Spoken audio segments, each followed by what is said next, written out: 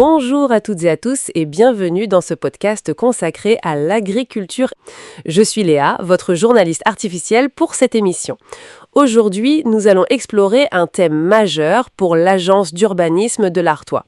L'évolution de l'agriculture, une activité à la fois structurante et indispensable pour son territoire. Et moi, c'est Bruno, chargé d'études virtuelles au sein de l'agence.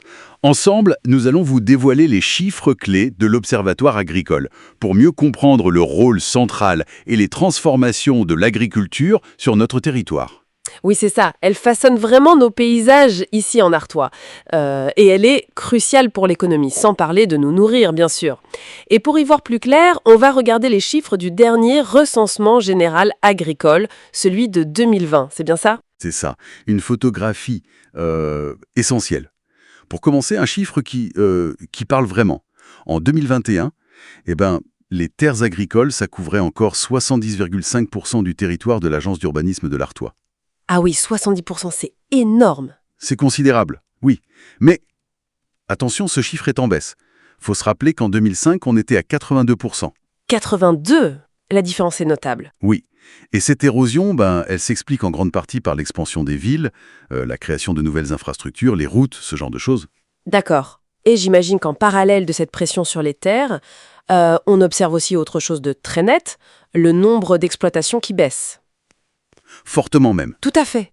Entre 2010 et 2020, leur nombre a diminué de 14,2% sur le territoire de l'agence.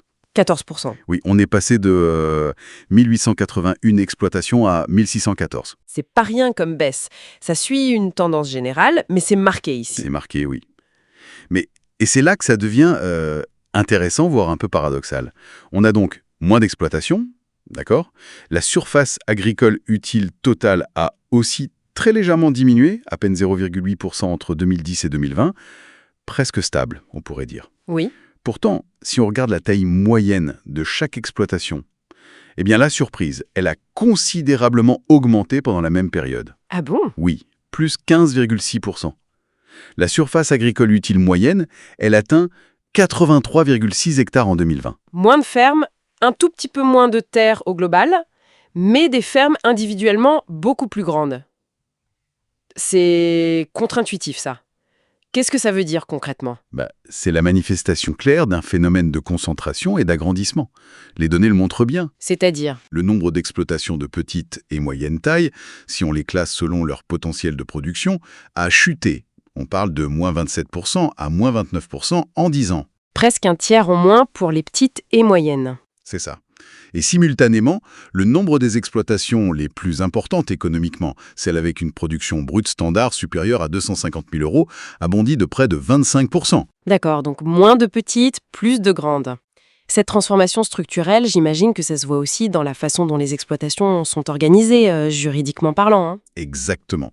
On observe un net recul des exploitations individuelles, leur nombre a baissé de plus de 27%. Donc la ferme familiale classique, en quelque sorte, diminue. Oui, en tant qu'entreprise individuelle. À l'inverse, les formes sociétaires, comme l'exploitation agricole à responsabilité limitée ou d'autres types de sociétés, ça progresse fortement.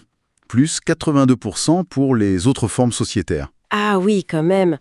Et pourquoi ce changement ? C'est souvent plus souple pour la gestion, ça permet de partager les investissements, les risques.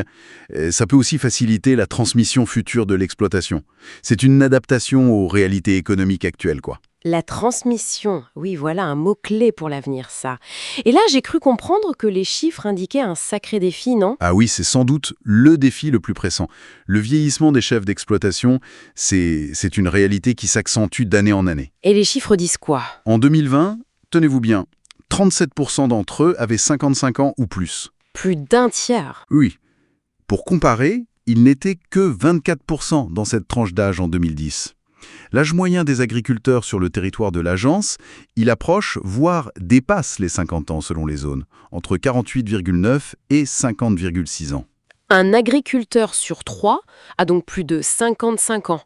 Waouh ! Et du coup, la question qui vient tout de suite, c'est et qui va prendre la suite ? Est-ce qu'on a une idée des perspectives de succession ? Elles ne semblent pas très optimistes d'après ce qu'on lit. Non, c'est vraiment le point critique. En 2020, on estimait qu'environ une exploitation sur 5, 21,1% exactement, était concernée par une succession à court ou moyen terme. 1 sur 5. Et alors, parmi celles-là? Eh bien, seule une petite minorité, 7,7% du total des exploitations, avait un successeur clairement identifié, que ce soit quelqu'un de la famille ou un tiers. Moins de 8% avec une relève assurée. C'est très peu.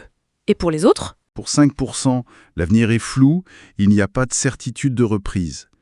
Et 1,1% sont déjà voués à disparaître, leurs terres servant principalement à agrandir d'autres structures existantes. D'accord.